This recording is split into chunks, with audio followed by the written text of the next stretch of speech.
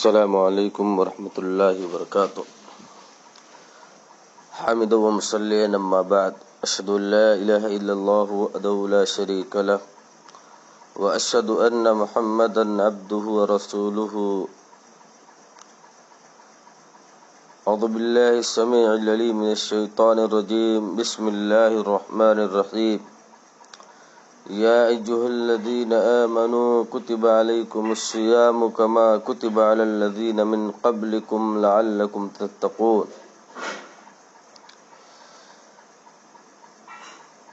معزز مکرم سامعین، رمضان المبارک کا مہینہ ہر سال جلوہ فگن ہوتا ہے اور امت مسلمہ اس مہینے کی سعادتوں اور برکتوں سے بقدر توفیق فیضیاب بھی ہوتی ہے، مگر بہت کم لوگ ہیں جو اس مہینے کو ایمان اور ثواب کی نیت کے تقاضوں کے ساتھ گزارتے ہیں۔ یہی وجہ ہے کہ سالہ سال روزہ رکھنے کے باوجود بھی ہماری زندگیوں میں وہ تربیتی ماحول پیدا نہیں ہوتا جس کا تقاضا یہ مبارک مہینہ کرتا ہے۔ اس کی وجہ یا تو ہماری غفلت ہے یا اس ماہ مبارک کے اعمال سے ناواقفیت ہے۔ اگر دیکھا جائے تو معلوم ہوتا ہے کہ اس ماہ مبارک میں ایک روحانی تربیت ہے، ایک یہ تربیت کا مہینہ ہے جس میں انسان ان تمام اوصاف حمیدہ سے آراستہ ہو جاتا ہے جو شجر تقویٰ کے برگ و بار کی حیثیت رکھتے ہیں،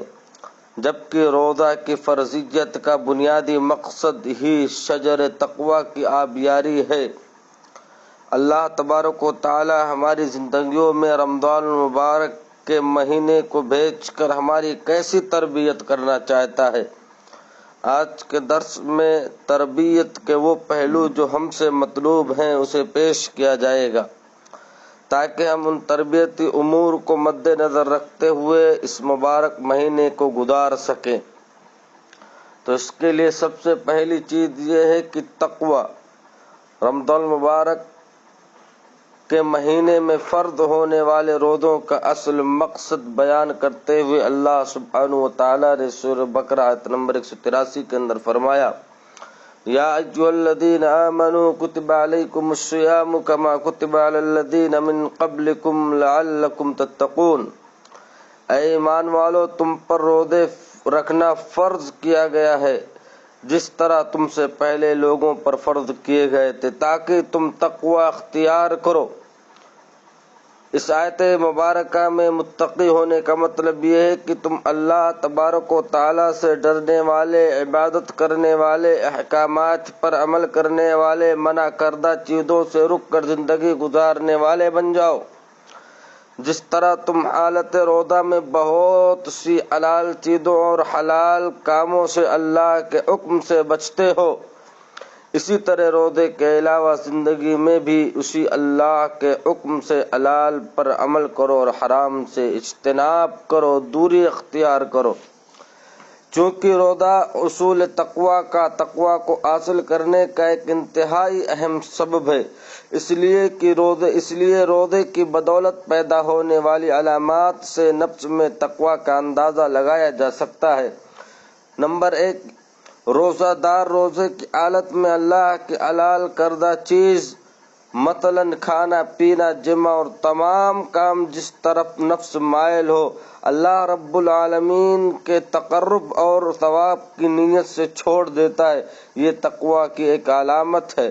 اسی طریقے سے دوسری چیز یہ ہے کہ روزہ دار اپنے نفس کو اللہ کے مراقبت و نگہبانی کا عادی بنا لیتا ہے کہ میں اللہ رب العالمین کے نگرانی میں ہوں۔ اپنی خواہشات کو پورا کرنے کی قدرت کے باوجود اللہ تبارک و تعالیٰ کا خیال کر کے چھوڑ دیتا ہے، یہ بھی ایک تقویٰ کی علامت ہے۔ تیسری چیز یہ ہے کہ روزہ دار شیطانی وسوسوں کو کم کر دیتا ہے، جبکہ شیطان ابن آدم کے خون میں دوڑتا ہے، لہذا روزہ دار اپنے روزے کے ذریعہ شیطانی وسوسوں سے محفوظ رہتا ہے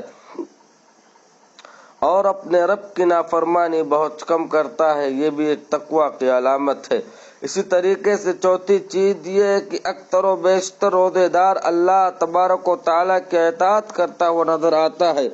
اور اطاعت الہی یہ تقوی کی علامت ہے۔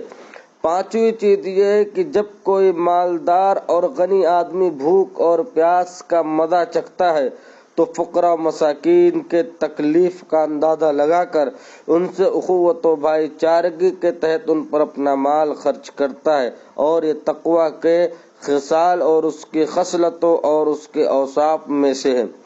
اس لیے ہر مسلمان مرد اور عورت کی ذمہ داری ہے کہ اس ماہ مبارک سے حقیقی تربیت حاصل کر کے اپنے دل میں تقوی پیدا کرے۔ کہیں ایسا نہ ہو کہ ہم آپ صلی اللہ علیہ وسلم کے اس ارشاد کے مصداق ٹھہرے جو سنن ابن ماجہ 1690 میں ہے کہ پیارے رسول نے فرمایا، رب صائم لیس له من صیامہ الا الجوع ورب قائم لیس له من قیامہ الا السہر، کہ کتنے روزے دار ایسے ہیں جنہیں روزہ صرف بھوک روزے سے صرف بھوک ہی حاصل ہوتی ہے، اور کتنے ہی قیام کرنے والے ایسے بھی ہیں جنہیں قیام سے صرف شب بیداری اور رات جگہ حاصل ہوتا ہے۔ اس کا مطلب یہ کہ یہ لوگ روزہ تو رکھتے ہیں مگر روزہ کے تقاضوں کو پورا نہیں کرتے۔ روزہ رکھ کر اللہ تبارک و تعالیٰ کی معصیت والے کام، اللہ کی نافرمانی والے کام کو کرتے ہیں، پہلے کی طرح ہی چگلی، غیبت، گالی، حسد، کینہ، لغو بات، رشوت خوری، سود خوری، دھوکہ بازی، دغا کرنا، ظلم اور دیگر بری عادات کے مرتکب رہتے ہیں۔ ایسے لوگوں کو روزہ رکھنے کا کوئی فائدہ نہیں جب تک کہ روزے کی روح مطلب تقوی کو حاصل نہ کر لے۔ دوسرا تربیتی پہلو یہ ہے کہ انسان کا دل نیکیوں کی طرف مائل ہوتا ہے اور نیکیوں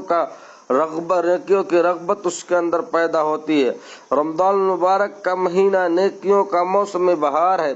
یہ وجہ ہے کہ اس مبارک مہینے میں اللہ تعالی بندے کے لیے نیکیاں کمانے کے لیے راہ ہموار کرنے کے لیے جنت کے دروازے کھول دیتا ہے اور جہنم کے دروازے بند کر دیتا ہے، اور آواز لگانے والا آواز لگاتا ہے، بھلائی کے طالب نیکیوں میں آگے بڑھ، جیسا کہ ابو ہریرہ رضی اللہ تعالیٰ عنہ کی مشہور روایت ہے جسے امام ابن ماجہ رحمۃ اللہ علیہ نے اپنی سنن کے اندر 1642 پر نقل کیا ہے۔ فرماتے ہیں کہ پیارے رسول صلی اللہ علیہ وسلم نے فرمایا، اذا كانت اول ليلة من رمضان صفدت الشياطين ومرضت الجن وغلقت ابواب النار فلم يفتح منا باب وفتحت ابواب الجنة فلم يغلق منا باب ونادى مناد يا باغي الخير اقبل ويا باغي الشر اقصر وللہ اتقاء من النار وذلك في كل لیلہ، یعنی جب رمضان کی پہلی رات ہوتی ہے تو شیطان اور شرکت جن زنجیروں میں جکڑ دیے جاتے ہیں، جہنم کے دروازے بند کر دیے جاتے ہیں اور اس کا کوئی بھی دروازہ کھلا ہوا نہیں رہتا ہے، جنت کے دروازے کھول دیے جاتے ہیں اور اس کا کوئی بھی دروازہ بند نہیں رہتا، منادی اعلان کرنے والا پکار لگانے والا پکارتا ہے، اے بھلائی کے چاہنے والے بھلائی کے کام پہ آگے بڑھ، اے برائی کے چاہنے والے اپنی برائی سے رک جا۔ کچھ لوگوں کو اللہ تبارک و تعالی جہنم کی آگ سے آزاد کرتا ہے، اور یہ رمضان کی ہر رات کو کرتا ہے اللہ سبحانہ و تعالی۔ نیکیوں میں جذبہ پیدا کرنے کے لیے اللہ تعالی بہت چھوٹے چھوٹے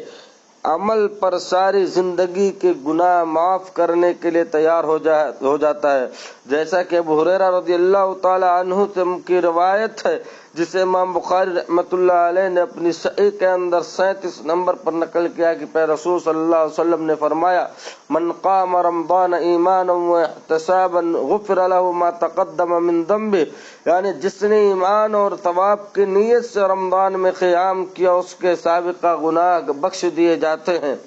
اسی طریقے سے ابو ہریرہ رضی اللہ تعالی عنہ ہی کی روایت ہے جسے امام بخاری رحمۃ اللہ علیہ نے اپنی صحیح کے اندر 38 نمبر پر نقل فرمایا ہے کہ پیارے رسول صلی اللہ علیہ وسلم نے فرمایا، من صام رمضان ایمانا واحتسابا غفر له ما تقدم من ذنبه، جس نے ایمان اور ثواب کی نیت سے رمضان میں روزے رکھے اس کے سابقہ گناہ بخش دیے جاتے ہیں۔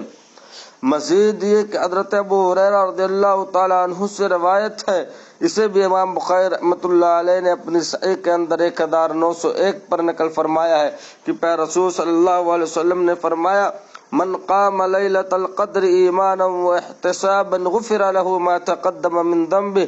جس نے ایمان اور ثواب کی نیت سے لیلۃ القدر کا قیام کیا اس کے سابقہ گناہ بخش دیے جاتے ہیں، پہلے والے گناہ اس کے معاف فرما دیے جاتے ہیں۔ ان احادیث سے ثابت یہ ہوا کہ اللہ تبارک و تعالی ماہ رمضان کو بھیج کر لوگوں میں نیکیوں کا شوق پیدا کرنا چاہتا ہے۔ اسی طریقے سے تیسرا اہم پہلو یہ ہے کہ انسان گناہوں سے دور ہوتا ہے اور انسان کے اندر یہ جذبہ پیدا ہوتا ہے کہ اپنے آپ کو گناہوں سے باز رکھے، گناہوں سے دور رکھے۔ گناہوں کی وجہ سے انسانی دل سیاہ ہو جاتا ہے، گنہگار اللہ اور لوگوں کی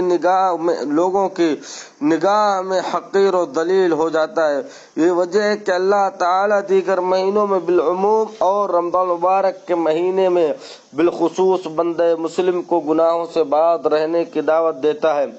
جیسا کہ سیدنا ابو ہریرہ رضی اللہ تعالی عنہ سے روایت ہے کہ رسول اللہ صلی اللہ علیہ وسلم نے ارشاد فرمایا، ماہ رمضان کی پہلی رات ایک آواز لگانے والا اللہ تبارک و تعالیٰ کی طرف سے آواز لگاتا ہے، یا باغی الشر اقصر وللہ عتقاء من النار وذلک فی کل لیلہ، اور اے برائی کے چاہنے والے اپنی برائی سے رک جا، کچھ لوگوں کو اللہ تعالی جہنم کی آگ سے آزاد کرتا ہے اور رمضان کی ہر رات کو ہوتا ہے۔ یہ سنن ابن ماجہ کی 1642 نمبر کی روایت ہے۔ یہ وجہ ہے کہ اللہ تعالیٰ تو گنہگار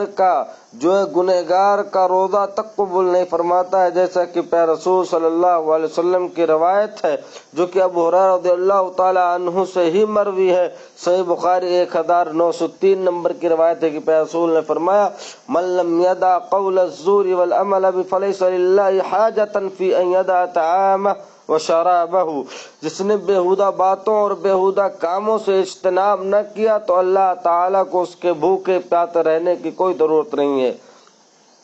اس سے معلوم ہوا کہ اللہ تبارک و تعالیٰ رمضان المبارک کے مہینے کو ہمارے دلوں سے گناہوں کی محبت کو ختم کر دینے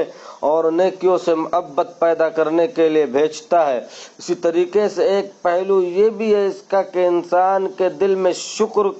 شکریہ کے جذبات پیدا ہوتے ہیں۔ اللہ تعالیٰ نے روزوں کا حکم اور اس کے چند احکام بیان کرنے کے بعد سورہ بقرہ آیت نمبر 185 کے اندر فرمایا، وَلِتُكَبِّرُوا اللَّهَ عَلَى مَا هَدَاكُمْ وَلَعَلَّكُمْ تَشْكُرُونَ، تاکہ تم اللہ تبارک و تعالیٰ کی بڑائی بیان کرو اس پر جو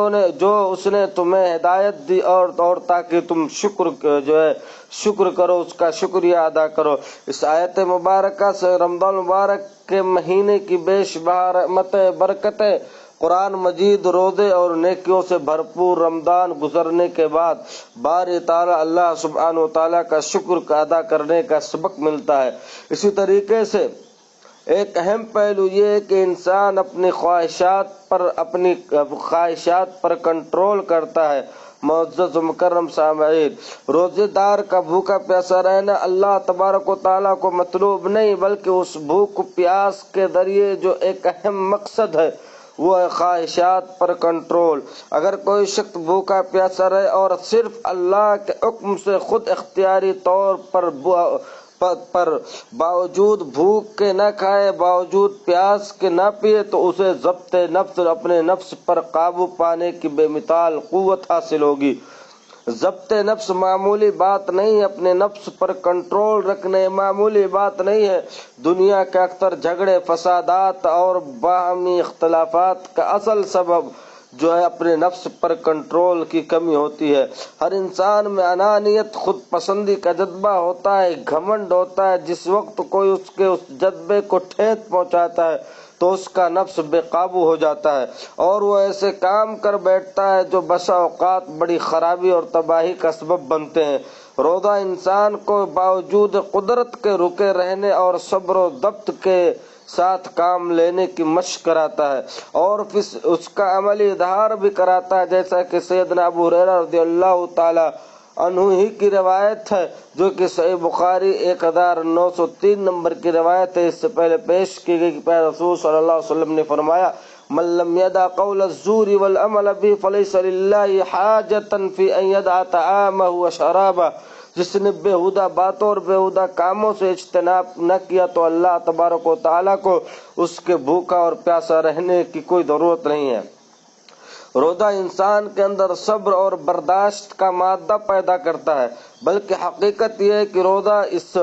صبر و ضبط کا ایک تربیتی نصاب ہے۔ انسان کی بنیادی ضرورت کھانا پینا ہے، روزے میں ان ضروریات سے رکتا ہے اور باوجود قدرت اور چاہنے کے اور تقاضے کے ان جائز چیزوں سے بھی احتراز اور پرہیز کرتا ہے۔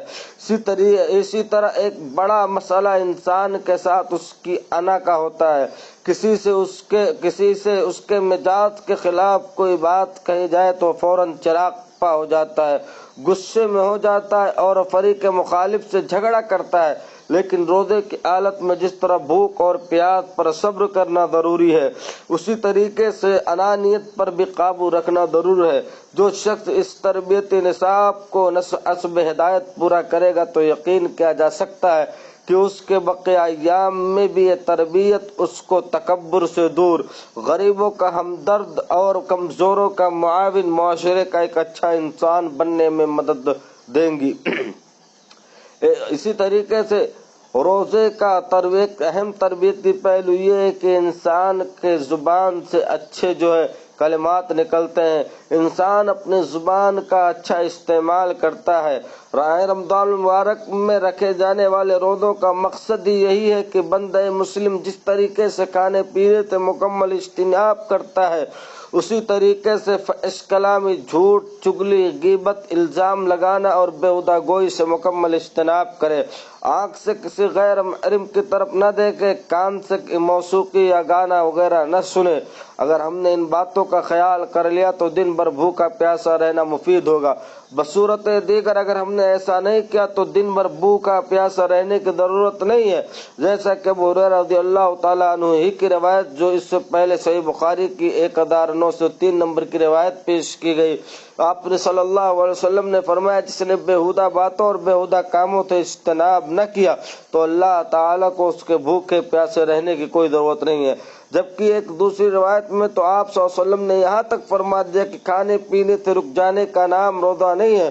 بلکہ روزہ تو لغویات سے، بری باتوں سے اجتناب کرنے کا نام ہے۔ جیسا کہ یہ روایت صحیح مستدرک علیہ صحیحین کے اندر امام حاکم رحمۃ اللہ علیہ نے 1570 نمبر پر نقل کیا ہے۔ بہت تعجب کی بات ہے کہ رمضان المبارک کے مہینے میں ہم حلال چیزوں سے تو رک جاتے ہیں مگر حرام چیزوں سے باز نہیں آتے۔ جھوٹ بولنا حرام ہے، غیبت کرنا حرام ہے، بہتان تراشی کرنا حرام ہے، الزام لگانا حرام ہے، گالی دینا حرام ہے، فحش بولنا یا سننا یا لکھنا تمام کی تمام چیزیں حرام ہیں۔ الغرض ہر وہ کام جس سے شریعت اسلامیہ نے حرام کیا ہے اور وہ ہم میں سے ایسے موجود رہتا ہے، جبکہ ان سے چھٹکارا پانا خود کو بھوکا پیاسا رکھنے سے کہیں زیادہ ضروری ہے۔ اسی طریقے سے رمضان مبارک کا ایک اہم پہلو، اس کے روزوں کا ایک اہم تربیت و پہلو ہمدردی و غمخواری ہے، لوگوں کے دکھ درد میں شریک ہونا ہے۔ ماہ رمضان المبارک لوگوں کے درمیان خیر خواہی اور دوسروں کے دکھ درد بانٹنے، معاشرے کے کمزور اور محروم افراد کے مسائل کو سمجھنے اور ان کا تجربہ کرنے اور اپنی خوشحالی اور کشادگی میں ان کو شامل کرنے کا مہینہ ہے۔ رمضان مبارک کی انفرادیت یہ ہے کہ صبح سے شام تک وہ کھانا پینا، لذیذ غذائیں، نفسانی خواہشات جو حلال تھیں ان کا استعمال منع ہو جاتا ہے۔ جن نعمتوں سے انسان سال بھر محدود اور مستفید ہوتا ہے، فائدہ اٹھاتا ہے، وہ نعمتیں خاص وقت تک اس کے لیے روک دی جاتی ہیں۔ ویسے اللہ تعالیٰ کو کسی کو بھوکا پیاسا رکھنے کی ضرورت نہیں ہے، بلکہ اس وقت اس کو بھوکا پیاسا رکھنے کا ایک مقصد یہ ہے کہ بہت سے انسان جنہوں نے کبھی بھوک کا مزہ نہیں چکھا، جنہیں کبھی پیاس کی شدت کا احساس نہیں ہوا، جنہیں کبھی لذتوں سے محرومی کا تجربہ نہیں ہوا، جنہیں بھوک سے پہلے کھانا موجود ملا اور پیاس سے پہلے پانی حاضر، وہ اپنے اس بھائی کے درد اور تکلیف کا اندازہ کر سکے جسے ایک وقت کھانا میسر ہے تو دوسرے وقت فاقہ، ایک چیز موجود ہے تو دوسری موجود نہیں ہے۔ اس طرح اس کی برکت سے انسان اپنے جیسے دوسرے انسانوں کے دکھ درد اور ان کی آزمائشوں کا بذات خود تجربہ کرتا ہے اور اس کے اندر اپنے بھائیوں کی تکلیف کو دور کرنے کا جذبہ بیدار ہوتا ہے۔ انسان جب تک خود تکلیف سے دوچار نہیں ہوتا اسے تکلیف کا صحیح ادراک نہیں ہوتا ہے، تکلیف کو صحیح معنوں میں نہیں جانتا ہے، اور جب تک اسے تکلیف کا صحیح ادراک نہیں ہوگا اس وقت تک اس تکلیف مبتلا لوگوں کے ساتھ اس کو حقیقی خیر خواہی بھی پیدا نہیں ہو سکتی ہے۔ حقیقی خیر خواہی کا جذبہ اس وقت بیدار ہوتا ہے جب حقیقی تکلیف کا احساس ہو۔ اس مہینے میں کشادہ دستی اور تنگ دست دونوں ایک کیفیت سے دوچار ہوتے ہیں اور دونوں کے درمیان ایک وقتی لیکن حقیقی مساوات پیدا ہو جاتی ہے، اور یہ مساوات خوشحال لوگوں کو بدحال لوگوں کی خیر خواہی پر ابھارتی ہے، اور یہ برابری ایک دوسرے کے ساتھ محبت کرنے، ہمدردی کرنے، دکھ درد کو سمجھنے کا سہارا دیتی ہے۔ یہ وجہ ہے کہ پیارے رسول صلی اللہ علیہ وسلم اس ماہ مبارک میں دوسروں کے ساتھ ہمدردی، ان کے دکھ درد میں شریک زیادہ سے زیادہ ہوا کرتے تھے، مال اللہ کے راستے میں خرچ کرتے تھے، جیسا کہ چنانچہ ابن عباس رضی اللہ تعالیٰ عنہما بیان فرماتے ہیں، جو صحیح بخاری کی 6 نمبر کی روایت ہے کہ پیارے رسول صلی اللہ علیہ وسلم نے فرمایا، پیارے رسول صلی اللہ علیہ وسلم کے بارے میں ابن عباس رضی اللہ عنہما بیان فرماتے ہیں، کان رسول اللہ صلی اللہ علیہ وسلم اجود الناس وکان اجود ما یکون فی رمضان حین یلقاہ جبریل وكان يلقاه في كل ليلة من رمضان فيدارسه القرآن۔ کہتے ہیں کہ پیارے رسول صلی اللہ علیہ وسلم بھلائی کے کاموں میں سب سے زیادہ سخاوت کرنے والے تھے، اور آپ صلی اللہ علیہ وسلم کی سب سے زیادہ سخاوت رمضان کے مہینے میں ہوتی تھی۔ آپ رمضان کی ہر رات جبریل علیہ السلام سے ملتے اور ان کے ساتھ قرآن مجید کا دور فرماتے تھے، اور اسی طریقے سے آپ کہتے ہیں اجود بالخیر من الريح المرسلہ کہ آپ صلی اللہ علیہ وسلم اس خیر کے کام میں تیز آدھی سے بھی زیادہ خرچ کرنے والے ہوا کرتے تھے۔ لہذا رب المبارک سے دیگر باتیں سیکھنے کے ساتھ ہم باہمی ہمدردی اور باہمی خیر خواہی کو بھی ہمیں سیکھنی چاہیے، اور اس کے لیے ہمیں اور آپ کو غور کرنے کی ضرورت ہے۔ اسی طریقے سے رمضان مبارک کا ایک اہم تربیتی پہلو یہ ہے کہ آدمی کے درمیان بھائی چارگی اور اخوت پیدا ہوتی ہے۔ ماہ رمضان مبارک بندے مسلم کے دل میں اجتماعیت کے تصور کو مستحکم اور مضبوط کرتا ہے، کیونکہ ہر طرف پوری دنیا میں بسنے والے مسلمان ایک ہی مہینہ میں سحری، افطاری، قیام، صدقہ و خیرات اور دیگر اعمال صالحہ کرتے ہیں، اور یہ سب ماہ رمضان مبارک ہی کی بدولت ہے۔ ماہ رمضان نسل و رنگ کے اختلاف کے باوجود پورے عالم میں، پوری کائنات میں بسنے والے مسلمان بھائیوں کو ان عبادات میں شریک کر لیتا ہے جس سے مسلمانوں کے اندر وحدت ملت کا شعور مزید مضبوط ہو جاتا ہے، اور وحدت المسلمین، مسلمانوں کا ایک ہو جانے کا شعور پر کا پروان چڑھنا تربیت معاشرہ کا انتہائی ایک اہم پہلو ہے، جس سے مسلمانوں کے درمیان انفرادی اور اجتماعی سطح پر تعلقات اور روابط مضبوط بنیادوں پر استوار ہوتے ہیں۔ اسی طریقے سے ایک اہم پہلو اس کا یہ ہے کہ معاشرتی امن و امان ہوتا ہے۔ روزے کی حالت میں لڑائی نہ کرنے کی وجہ یہ ہے کہ رمضان چاہتا ہے کہ لوگ باہم محبت و الفت سے رہیں، مسلمانوں کے درمیان عداوت، ناچاکی، لڑائی جھگڑے، فساد نہ ہو، کیونکہ بڑی بڑی لڑائیوں اور جھگڑوں کے پیچھے اصل زبان کا کردار ہوتا ہے۔ زبان نازیبا الفاظ بولتی ہے جس سے انسان غصے میں آتا ہے اور نتیجتاً لڑائی اور فساد برپا ہو جاتا ہے۔ اسی لیے رسول اللہ صلی اللہ علیہ وسلم نے عام دنوں کے ساتھ ساتھ خصوصاً رمضان میں بری باتوں اور فحش گوئی سے منع فرمایا ہے، جیسا کہ سیدنا ابو ہریرہ رضی اللہ تعالی عنہ کی روایت ہے، جسے امام مسلم نے اپنی صحیح کے اندر 1151 نمبر پر نقل کیا ہے کہ پیارے رسول صلی اللہ علیہ وسلم نے فرمایا اذا اصبح احدکم یوما صائما فلا يرفث ولا يجهل فإن امرؤ شاتمه او قاتله فليقل انی صائم انی صائم۔ جب تم میں سے کوئی روزے کی حالت میں صبح کرے تو وہ نہ فحش گوئی کرے اور نہ ہی جاہلیت والے کام کرے۔ اگر کوئی اسے گالی دے یا اس سے لڑے تو اسے کہے کہ بھائی میرا روزہ ہے، میرا روزہ ہے۔ اسی طرح ایک دوسری روایت میں آپ صلی اللہ علیہ وسلم نے اس کے زیادہ اور تاکید فرمائی ہے کہ ایسے آدمی کا روزہ صرف روزہ یہ نہیں ہے کہ آدمی کھانے سے رک جائے، پینے سے رک جائے، بلکہ روزہ تو اصل یہ ہے کہ آدمی اللہ رب العالمین کی معصیت سے رک جائے۔ ان حدیث سے معلوم ہوتا ہے کہ ماہ رمضان جہاں ہمارے اندر تقوی، ہمدردی، اخوت، حسن اخلاق سکھاتا ہے، وہیں ہمیں یہ سبق بھی دیتا ہے کہ معاشرے میں امن و امان قائم کیے رکھیں، کیونکہ فتنہ و فساد قتل سے بھی بڑا گناہ ہے۔ اسی طریقے سے ایک اہم پہلو یہی نکلتا ہے اس کا کہ فرائض کی ادائیگی سے نوافل کی رغبت پیدا ہوتی ہے۔ یعنی جب ہم اللہ رب العالمین نے جو ہمارے اوپر فرض روزے رکھے ہیں، فرض صلوات رکھے ہیں، فرض زکوٰۃ رکھے ہیں، جب ہم ان کو ادا کرتے ہیں تو ان کے ذریعے سے ہمارے اندر نفل کے کاموں کو کرنے کی رغبت پیدا ہوتی ہے۔ اللہ تعالیٰ ماہ رمضان مبارک کے ذریعے شاید یہ ہماری تربیت بھی کرنا چاہتا ہے کہ جو کام ہم اس مبارک مہینے میں کرتے ہیں وہ رمضان گزرنے کے بعد بھی کرے۔ مثلا روزہ، ماہ رمضان میں ہم فرض کیے ہوئے روزے رکھتے ہیں، رمضان گزرنے کے ساتھ ہی ہماری اس قدر ٹریننگ ہونی چاہیے کہ ہم رمضان کے بعد نفلی روزے مثلا سوموار، جمعرات، ایام بید، عاشورہ اور ذی الحج کے وغیرہ کے روزے رکھے۔ اسی طریقے سے قیام، یعنی رات میں صلوات کو، نمازوں کو پڑھنا، ماہ مبارک کی راتوں کے قیام سے ہمیں عام دنوں میں نماز تہجد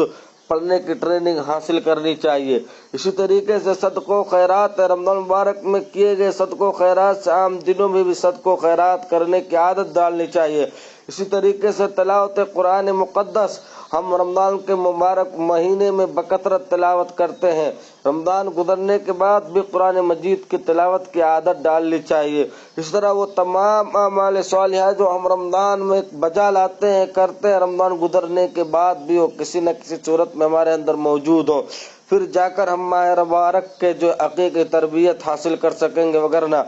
رمضان کے اپنے اندر تبدیلی لانے کا چندہ فائدہ ہمارے یہاں نہیں ہوگا۔ اسی طریقے سے کامل بخشش جو آخری چیز ہے کہ آدمی کے اندر کامل بخشش کا اصول ہونے کا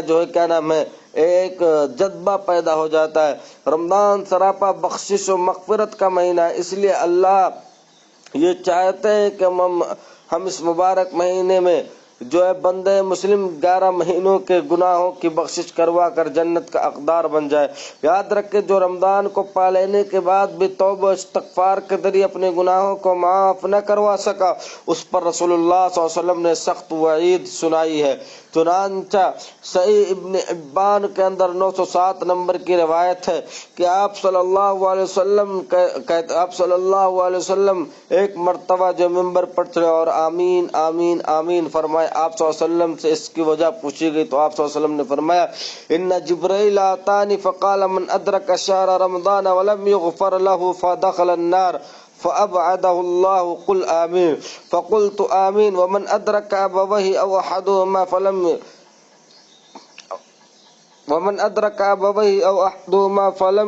يبرهما فمات فدخل النار فأبعده الله قل آمین فقلت آمین ومن اس کے بعد آپ صلی اللہ علیہ وسلم کہتے ہیں کہ رسول صلی اللہ علیہ وسلم نے فرمایا جبرائیل میرے پاس آئے اور کہا جس کی زندگی میں رمضان مبارک کا مہینہ آیا مگر وہ مغفرت سے محروم رہا اور وہ جہنم میں چلا گیا تو ایسے بندے کو اللہ اپنی رحمت سے دور فرمائے، آپ آمین کہہ دیجئے۔ سو میں نے آمین کہہ دیا۔ پھر جبرائیل علیہ السلام نے کہا جس شخص کی زندگی میں اس کے والدین یا ان دونوں میں سے کوئی ایک موجود ہوں لیکن اس نے ان کے ساتھ اتنے سلوک نہ کیا، پھر مر گیا اور جہنم میں چلا گیا تو اللہ تعالیٰ اس کو بھی اپنی رحمت سے دور رکھے، آپ آمین کہہ دیجئے۔ تو آپ نے کہا کہ میں نے آمین کہہ دیا۔ پھر جبرائیل علیہ السلام نے کہا جس شخص کے پاس آپ کا ذکر کیا جائے اور آپ صلی اللہ علیہ وسلم پر درود نہ پڑھے پھر وہ مر گیا اور جہنم میں چلا گیا تو اللہ تعالیٰ اسے بھی اپنی رحمت سے دور رکھے، آپ آمین کہہ دیجئے۔ تو پیارے رسول نے فرمایا کہ میں نے آمین کہہ دیا۔ الفاظ کے اختلاف کے ساتھ اس معنی کی کئی احادیث وارد ہے جن سے رمضان مبارک سے میں محروم ہونے والوں کی محرومی کا اندازہ لگایا جا سکتا ہے۔ ایک دوسری جگہ نبی کائنات علیہ الصلوۃ والسلام نے فرمایا، جو کہ صحیح الادب المفرد کے اندر 500 نمبر کی روایت ہے، آپ نے فرمایا شقی عبد ادرک رمضان فانسلخ منه ولم يغفر له، بدبخت ہے وہ شخص جس نے رمضان کو بابرکت مہینے کو پایا اور یہ مہینہ اس سے نکل گیا اور اس میں نیک اعمال کر کے اپنی بخشش نہ کروا سکا۔ تیسری جگہ جو کہ فضل الصلاۃ للالبانی کے اندر ایک 15 نمبر کی روایت ہے جسے علامہ البانی نے صحیح فرمایا ہے، کہتے ہیں کہ رغم انف امرئ ادرک رمضان فلم یغفر له، شخص کی ناک خاک آلود ہو جس نے رمضان پایا اور اس کی بخشش نہ ہوئی۔ چوتھی جگہ جو کہ صحیح الترغیب و ترہیب کے اندر 1677 کے اندر آپ نے فرمایا بعد من ادرک رمضان فلم یغفر له، دوری ہو اس شخص کے لیے جس نے رمضان پایا اور وہ اپنی بخشش نہیں کرا سکا۔ پانچویں جگہ آپ صلی اللہ علیہ وسلم نے فرمایا جو کہ صحیح الجامع کے اندر 75 نمبر کی روایت ہے، آپ نے فرمایا من ادرک شہر رمضان فمات فلم یغفر له فادخل النار فابعده اللہ، جس نے رمضان کا مہینہ پایا اور مر گیا اس کی مغفرت نہیں ہوئی اور وہ جہنم میں داخل کر دیا گیا تو اسے اللہ اپنی رحمت سے دور کر دے گا۔ ان روایات سے معلوم ہوا کہ ماہ رمضان المبارک ہماری ایسی تربیت کرنا چاہتا ہے کہ بندہ مسلم ہر صورت میں جنت کا حقدار بن جائے، اور ساتھ ہی ساتھ رسول اللہ صلی اللہ علیہ وسلم اور جبرائیل علیہ السلام نے ان بدبخت لوگوں کے لیے بد دعا بھی فرمائی جو رمضان سے حقیقی تربیت حاصل کر کے اپنی بخشش نہ کروا سکے۔ اس لیے میرے عزیز دوستو، آپ لوگوں سے التماس ہے کہ آپ لوگ اور ہم تمام لوگ رمضان مبارک سے وہ حقیقی تربیت حاصل کرنے کی کوشش کریں جو رمضان مبارک ہمیں اور آپ سے چاہتا ہے۔ اللہ تبارک و تعالی اس ماہ مبارک سے مکمل طور پر ہمیں اور آپ کو فیض یاب ہونے کی توفیق عطا فرمائے، آمین۔ تقبل یا رب العالمین، وآخر دعوانا ان الحمد للہ رب العالمین۔ السلام علیکم۔